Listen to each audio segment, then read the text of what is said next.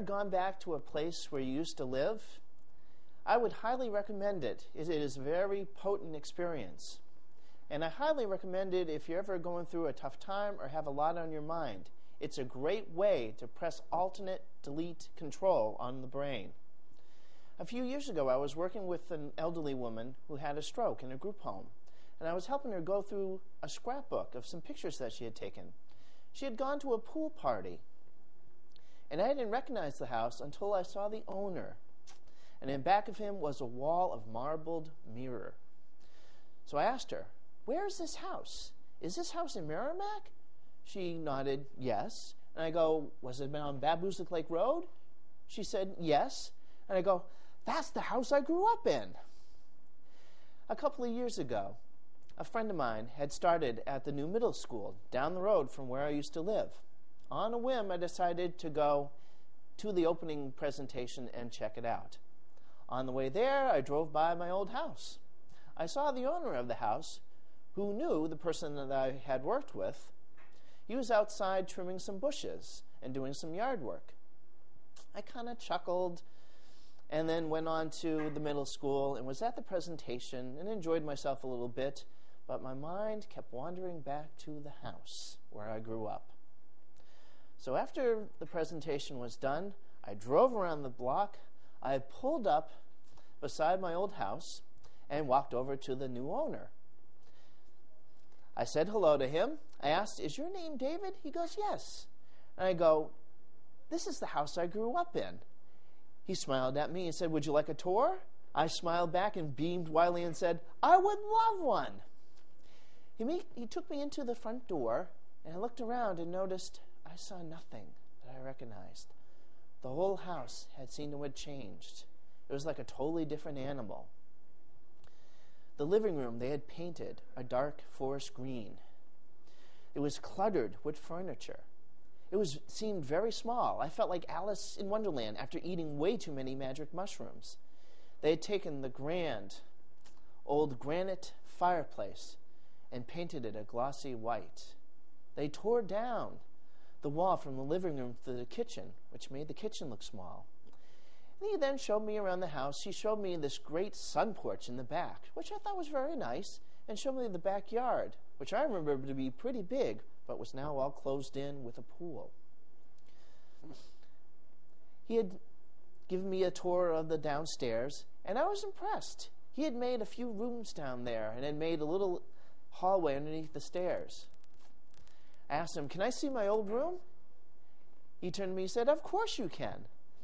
So I went upstairs, looked around, and I described to him as I walked down the hall which room used to belong to whom.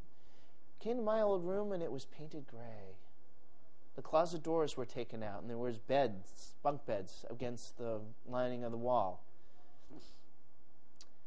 I then went and talked to his wife. She asked me, "So, who put in that ugly orange carpet in the bathroom?" And I go, "Yeah, that was my parents." She then asked me, "Well, who put in the wall of marble mirrors?" And I go, "Yup, that was my parents too." She said, "Yep, that's the first thing that had to go when I moved in." I then asked her, what happened to the garage? Because I had noticed for a long time that the garage doors were taken out and it was totally closed in. They had made it into a master bedroom. They asked me if I would like to take a look. I told them, no, that's fine. That's quite all right. I stood for a while outside talking to David and thanked him for the tour. I figured I would feel pretty sad as I left, but I actually left elated because the house that I grew up in stayed intact up here, and I realized I could close my eyes and visit there anytime I wanted to. I had also wanted to visit the place where I used to live here in town on Mitchell Street, where I was really, really small. I had often wondered, what would it be like to visit some place where you haven't been in 35 years? One day on the way to the mall, I drove down the street and noticed a U-Haul truck had been parked in front of the old apartment building.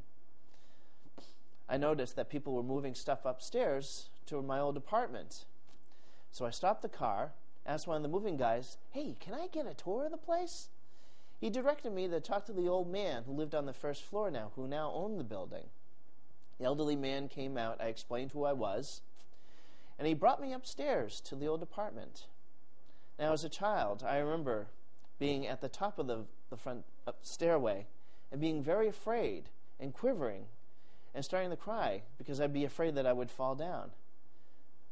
But as I walked through the front hallway, looked at the beautiful blue wallpaper and the ornate railings, I realized, wow, this is pretty nice.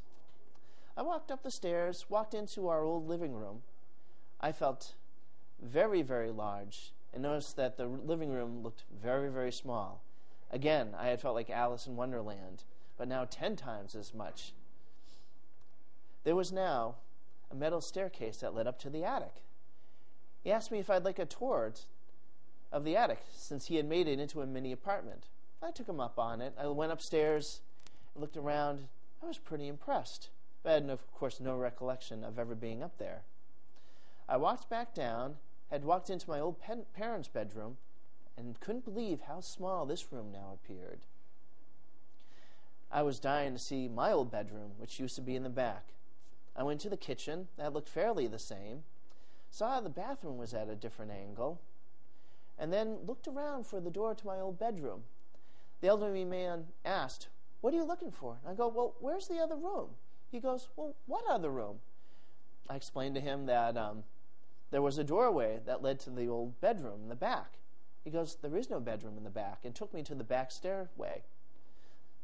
"See, there is no other room."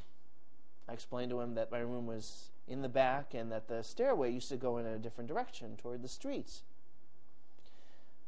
He had told me that the realtor said that the house was built in the 1930s. I then told him this place is much older than that and was considered old when I lived there. I had thanked the elderly man for a tour and left through the front hallway. Again, I felt elated and realized, yeah, you definitely can't go back. I went back to the apartment I have now and thanked God for where I was at now. Sometimes you can't go back.